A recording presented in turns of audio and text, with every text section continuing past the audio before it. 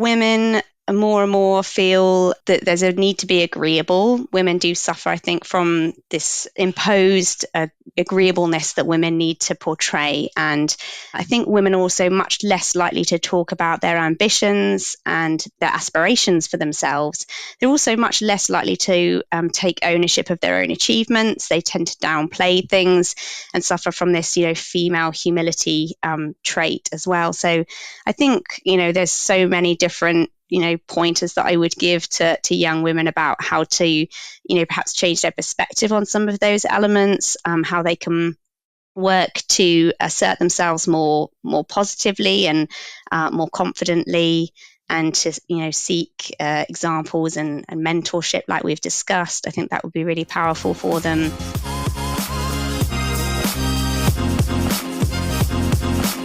Hi everyone, welcome back to the Blooming Late Scientists. We are back in season 2. We had a great season last season, and it was all about different career paths and alternative pathways into science. But this season, I'm doing something a little bit different. And that is, the theme is all around women in STEM. If you go back to the original video, there'll be a description of why I've chosen this theme. But I'm pleased to welcome to the first episode of season 2, Rachel Pearce. And Rachel is the co-founder of the Oxford Women in Life Sciences group.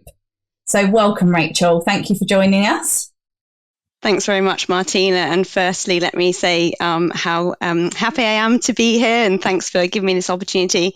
First time appearing and working on a podcast. So great to be here, and thanks for the opportunity. Oh, no, it's wonderful to have you here. Obviously, we've been a bit of background. We've been to-ing and fro-ing on LinkedIn for a while, and then you co-founded the group and I joined the group, and I think we had a call previously, and I really like what you're doing.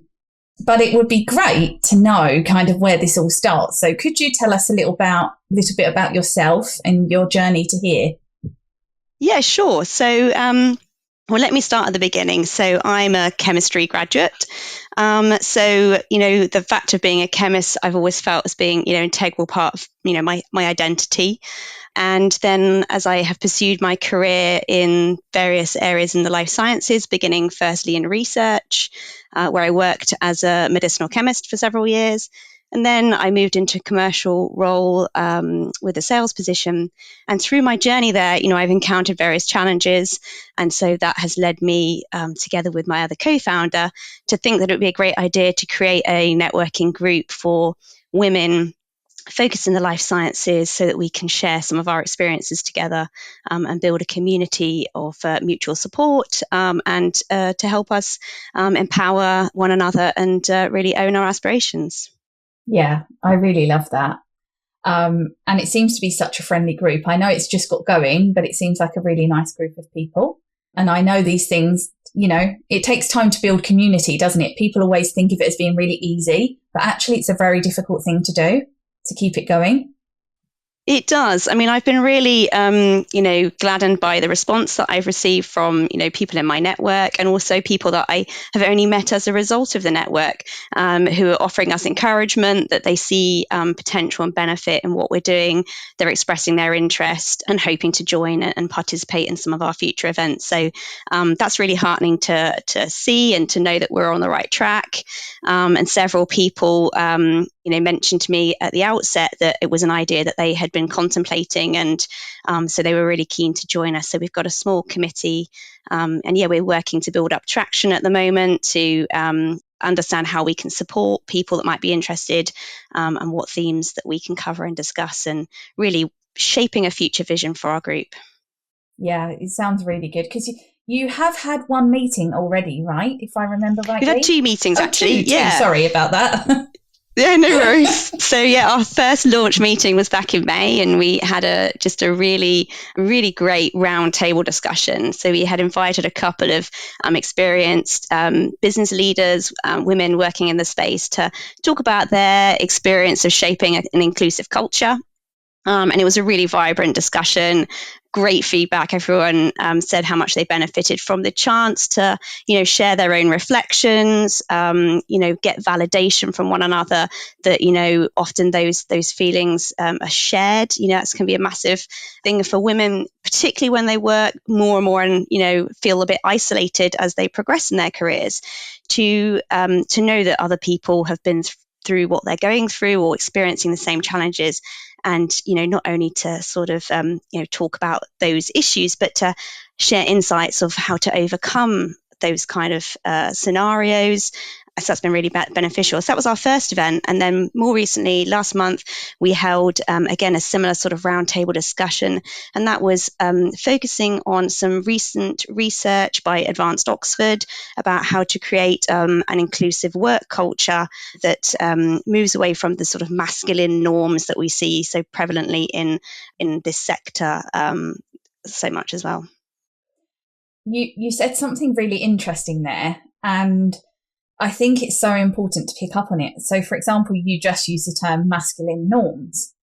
And for most people, that to them looks like a very specific thing. Like when people think of masculine norms, they think of really very assertive men that are dominant, and they have these ideas in their head. But actually, they're much more subtle than that, aren't they? And they're so ingrained into our kind of social construct that it can be really difficult to see unless you're experiencing it yourself.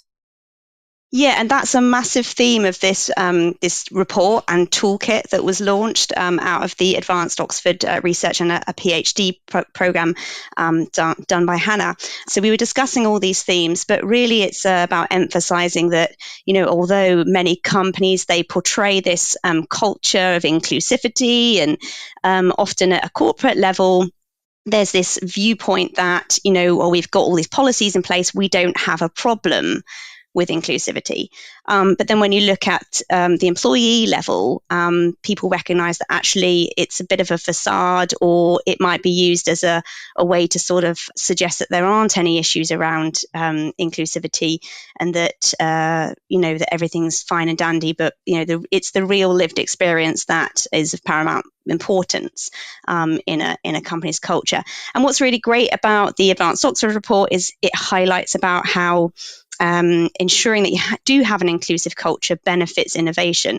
You've got to think in many areas that the main thing that companies care about is, their company performance and the objectives that they've set for themselves. The life sciences sector is, of course, highly innovative in its nature. And so it's, should be high on people's agenda to make sure that they are supporting those innovative aims. So talking about culture and how that can facilitate is much very beneficial. Yeah. And some of those masculine norms, can be things like when people interrupt, or when certain characters dominate discussions. These are the kind of things that are meant by discussing masculine norms. Yes. I have to say, I can be a little bit guilty of that myself, and I'm learning not to do those things. It was funny when we had a little discussion about in amongst our committee of organisers for the Oxford Women in Life Sciences. One of the women had to apologise for the way she kept interrupting, and she was saying that in her normal working environment, where she's surrounded by these types of characters, that the only way to get a word in edgeways is to interrupt. So sometimes we also have to apologise for these types of behaviours. Yes. So so sometimes we're all guilty of it. It's not kind of exclusive to one group. But for you, what kind of led to you co-founding or, building this community? Were there any particular milestones or challenges for you, or generally that we faced, that you thought this needs to happen?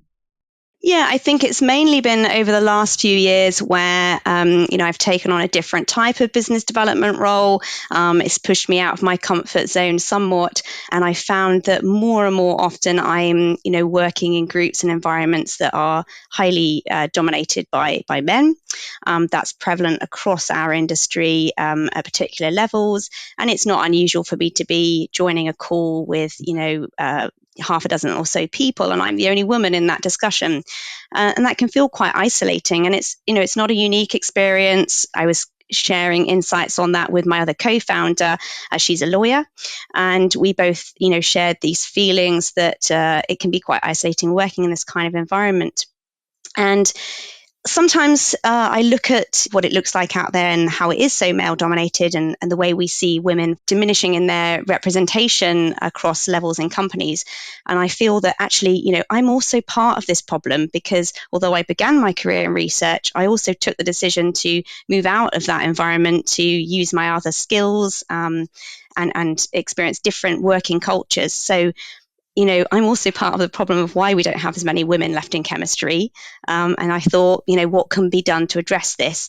It's a really complex thing to actually navigate and think about what are the causes or what are the solutions. I don't think there is any easy solution to the question of why there are so few women at the higher levels in our, in our field.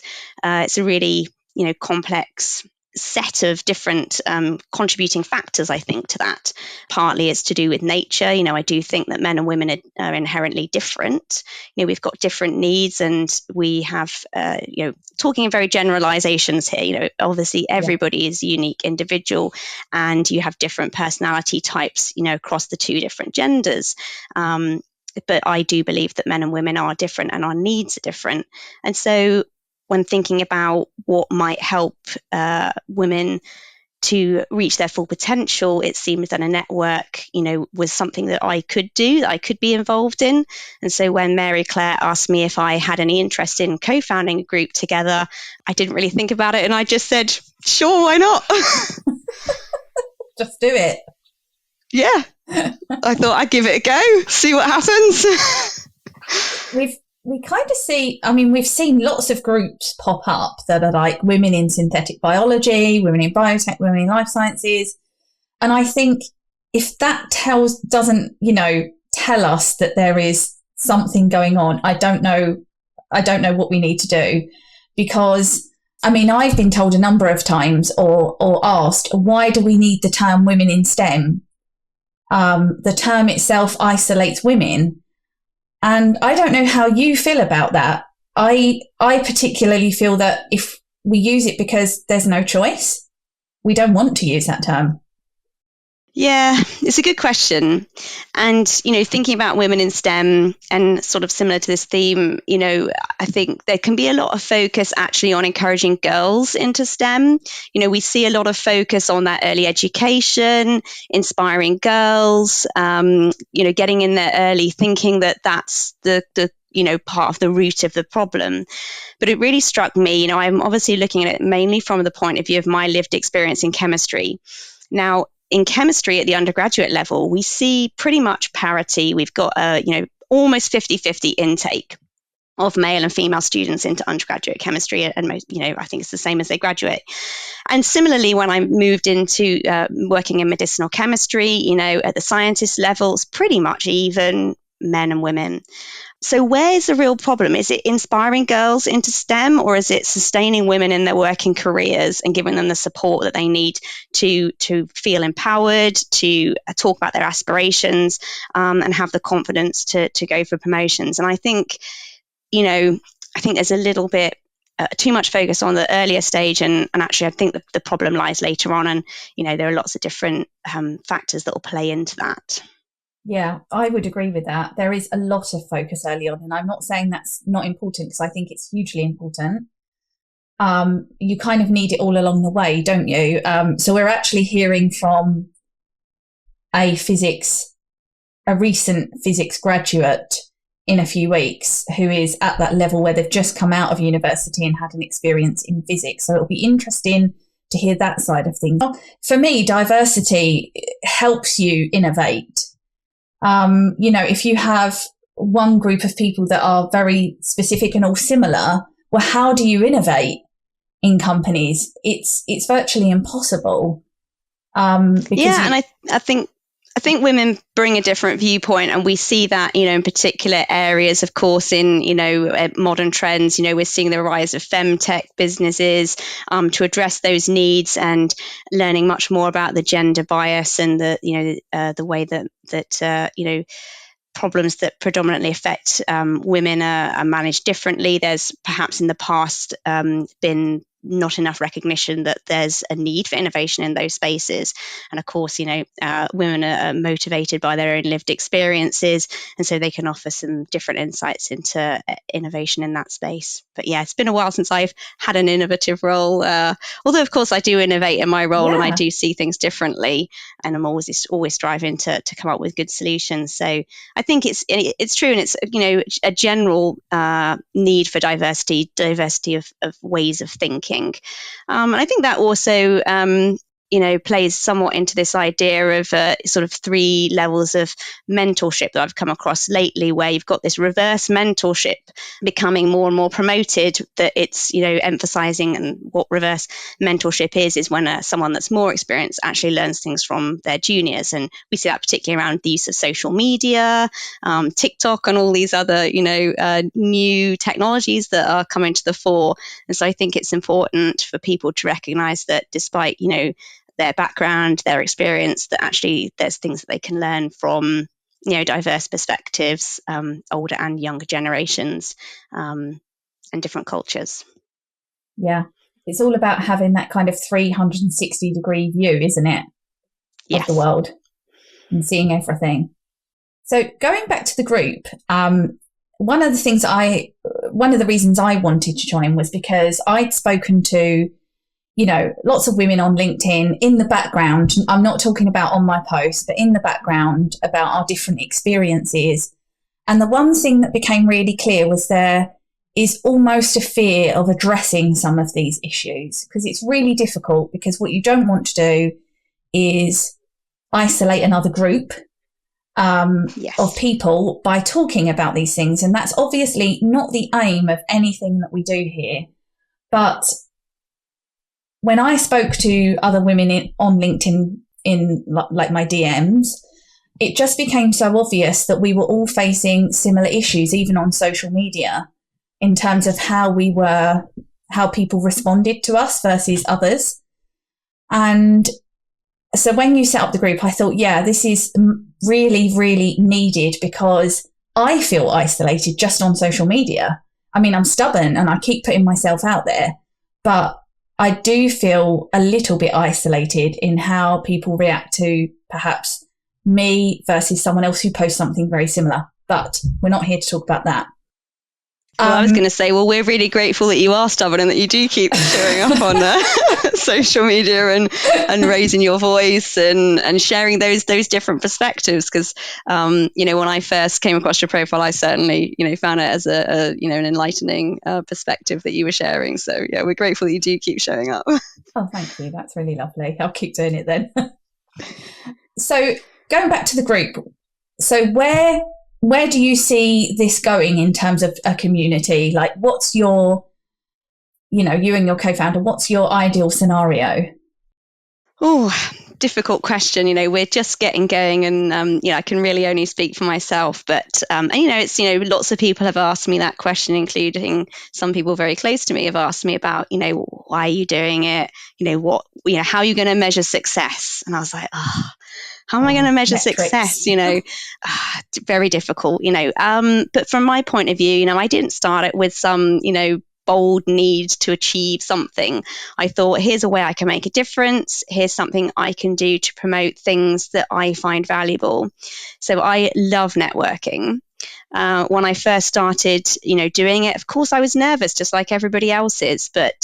And I was really surprised, actually, by some of the thoughts and experiences that were shared by some of my closest confidants around networking, that they found that quite uncomfortable and challenging for them. And that's really surprising, because, they're Oxford graduates, and, why would they, and, achieving in their careers. So I couldn't quite understand why they felt that way. So it was really interesting to hear about the way other people approached it. And I thought, well, if I can encourage and create and foster a slightly more inclusive environment that perhaps the reluctant women might find more accessible to begin their networking, and that might give them confidence to create those other connections, to find people to offer them mentorship, even just an informal way, that would add some value. So, if I can, bring somebody out of their shell to join a networking group, and if they make a connection where they learn something that's of value to them, then,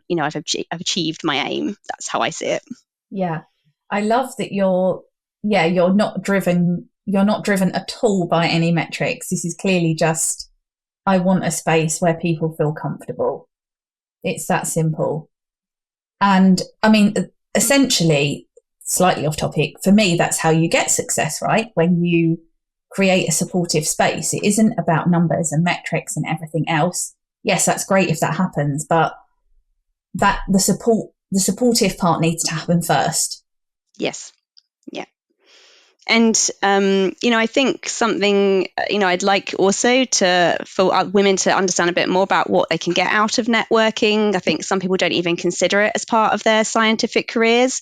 You don't always know, of course, what are going to be the outcomes when you attend an event. And you might think, oh, what's the point of me? I'm not interested in marketing. Why would I talk to some random marketer? But do you know what? I've had some really fascinating conversations with people from different walks of life. And it's about that diversity of perspectives coming together and, sparking off one another, sharing thoughts that take you on take your conversation down an interesting journey, and you come away with a new thought or a new idea that starts to build. And then, through subsequent conversations, it might even completely change your trajectory in life. And so you just don't know what might come out of bringing different people together. Yeah, I think that's such a good point. I mean, I, for one, hated networking. Even now, I still really struggle with it, but I know I have to do it. And once I do it, I'm fine, but it's not something I enjoy. I'm fine behind a camera on social media. But in person, I find where no one can give you a hug. Yeah, no one can. Yeah. Oh, you saw that. Yes, where no one can hug me. But yeah, it is an interesting one. And what you just said there about people often not thinking it's valuable to meet people from different, job types and roles. But I can relate, because I was exactly like that when I was a researcher. And maybe, I don't know if you were like that then, when you were a medicinal chemist, but it's really hard to see the value. But actually, when you step outside of that little box, you learn so much. So many things are so valuable. I mean, the things I've learned from people older, younger, totally different to me, has been so valuable. So I think that's such a great way to take it, kind of this confidence in networking route. Yeah, I definitely, when I was working as a researcher, didn't really think about networking. It was only when I was thinking about how to make that first career pivot and, reading a self-help book sort of thing, how to think about what you wanted in life. So, yeah, one of the things I didn't say is, I've never really known what I've wanted to do in life. My journey in my career is just kind of been a turn of good fits for me that have shaped my journey. But when I was thinking about what I wanted to do in life, one of the pieces of advice that struck me as being very relevant was just to have a lot of conversations with people. And it introduced the idea of networking as just trying to find out about things from other people as a shortcut to gathering information and hearing what other people could offer you, and thoughts or suggestions of how to make a next move in a career. So that was really when I first started to be more open-minded about that. Yeah. And you mentioned these 3 types of mentoring, and I wondered, from your experience, did you have good mentors along the way that, women? Have you had any mentorship along the way in your career? So I've never had any formal mentorship, but I would say I've, benefited from various informal mentoring. So I've had the privilege of working, with several, strong female leaders, and, witnessing how they, carry out their job and behave in the workplace, and sort of modeling off of that.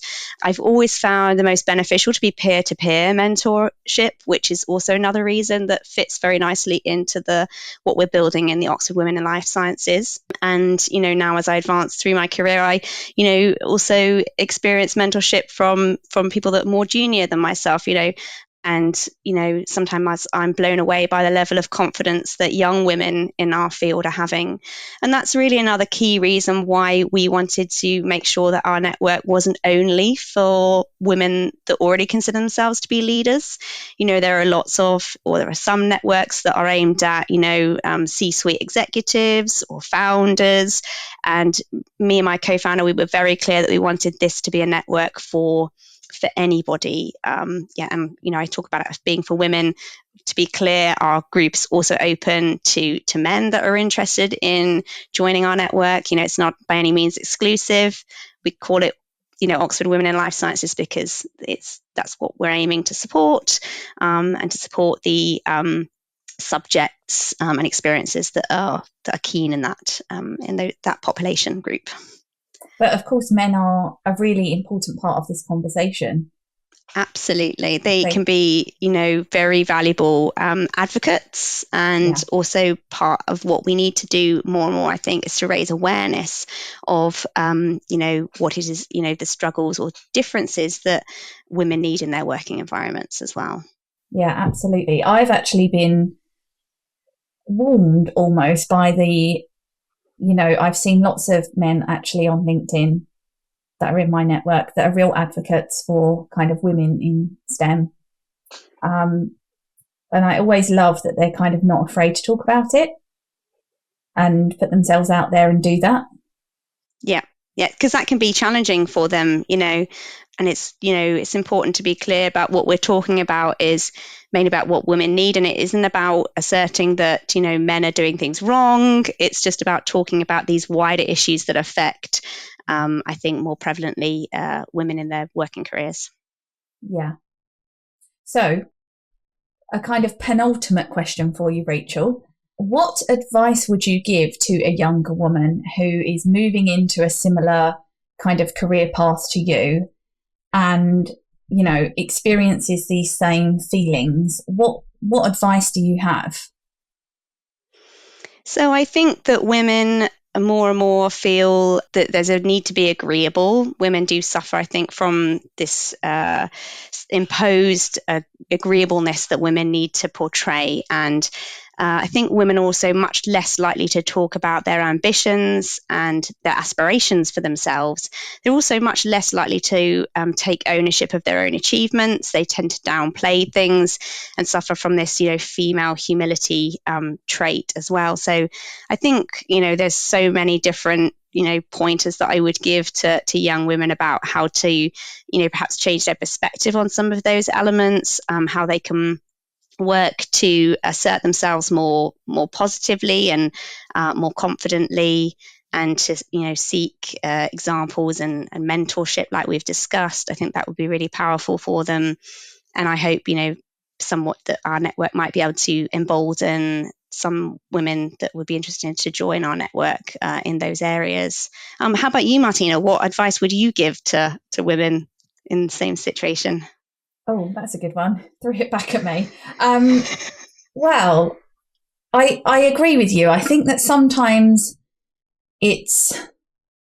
sometimes it's just something simple, and I know this sounds crazy, as really, really just, despite having the fear, being courageous and stepping outside of your comfort zone and that fear, and just saying, no, like in this meeting, I'm going to say something. One sentence, that when you're sat in a meeting with, let's say senior leadership, and it's very male dominated, and you might feel very, very like you're going inside of your shell, and, you're afraid to speak. I think that's what I did. I would say to myself, I'm going to say something in this meeting. It will just be one thing. And I started doing it, and it got easier and easier. And then, it sounds crazy, but with that, that's when the stubbornness came. And I was like, right, now I'm not going to stop. I'm going to keep doing that. But it is a difficult question to answer, isn't it? But I think definitely being able to look around at other women that have walked that path before you, and kind of learn from them and aspire to be, somewhat like that, I think is really helpful. Yeah, you've reminded me of another sort of turning point that you asked about earlier in, my personal journey. And that, was when a friend of mine shared with me this book, Lean In, which is very much about what you're talking about how women tend to, sit back in meetings. They tend to be a little bit more, listening, watching and listening, and oftentimes feel that they, don't belong at the table, that they don't have input to give.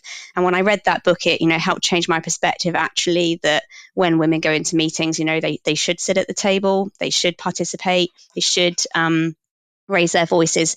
And that's also why it's so important to have that inclusive culture where women feel that, or anyone in fact feels at any level, that they can make a contribution, and that when they do make those contributions, that they're listened to, and that their input is weighed on its merits, and not only on perhaps how they're perceived in terms of their their experience or their level in that group. So yeah, definitely advice I give to some of my other co-workers is to read that book, and to think about how they can really speak up and be an active participant in every opportunity, and to take every opportunity that's given to you as well. Where they say, don't they, if someone gives you an opportunity, first say yes, and then think about how you'll do it. Yeah, I'm a big believer in that. But I mean, we won't go into this topic now because it's going to be a topic on another podcast, but you make a good point here. And I think one of the things we forget is that women also have to support women. There has to be that element too. We should all support everyone, in my opinion. But I think from this perspective that we're talking about and these issues, it's great to have women supporting women. Because sometimes that's not the case. No, sometimes, of course, by nature, most of us are generally more supportive. It's part of our nurturing side. And but yes, you're right. I've recently found this book, Lift as You Rise, that I'm aiming to read. I haven't made too much progress on it yet, but yes, it highlights this need or lack sometimes of women that do support others as they rise up through their careers. And I think it's also important to highlight to young women that are often the women that they aspire or look up to are actually really, really approachable, and that they shouldn't be too shy to reach out and perhaps just ask for a conversation to share some insights, because usually people are much more open-minded and willing to support and contribute or share thoughts than people anticipate. Yeah, 100%. I always think people are much more open to those things than I ever realised. Definitely, it's always been my experience, and also to not if you don't get a response, or perhaps there's some pushback, just to not take that to heart. It's definitely vital part of my career has been not being dejected by rejection. I work in business development. It's about knocking on a lot of doors and facing a lot of rejection. So finding ways to overcome that is really important. Yeah, absolutely. So let's end this by saying where people can find you, how they can join the group, because I know there'll be lots of people wondering how they do that now. Yeah, sure. So you can find our group on LinkedIn. We are a closed group, but you can search for it just by typing in Oxford Women in Life Sciences into LinkedIn, and you'll find our page, and you can request to join. We're a grassroots movement at the moment, so we're not any official type of organisation, but we're a collective of people that have similar viewpoints and aims, and we're looking to support anyone at any level who is interested. At the moment, we're focused on the Oxford area because that's something that we would all have in common with one another, and it's quite an interconnected community and ecosystem. But if you'd like to discuss thoughts on how you can set up a local group in your area, I'd be more than happy to talk through what we've learned so far, which is not that much, and also share some perhaps some insights into other groups that operate. Like there's a Northwest Women in STEM group that I've come across. But yeah, I think we're really seeing a rise in these types of groups. And also, if anyone would like to have a conversation with me, perhaps about pivoting in their careers or moving into business development, as Martina and I have said, you're always welcome to reach out and ask for a conversation, because I'd be really happy to share anything about my experience with you. Oh, thank you so much, Rachel. That's so kind. You're going to be inundated now. Let's hope so. I have loved talking to you. And it's you always give such a fresh perspective on things, and it's really lovely to have you on this podcast. So just wanted to say a really big thank you to you for agreeing to do it. You've been brilliant, and I know that people are going to love listening to this. So thank you so much. Fingers crossed. Well, thanks again for the opportunity, and it's been a pleasure. Wonderful. And to everybody else, we'll see you next time for episode 2. Thanks a lot. Bye-bye.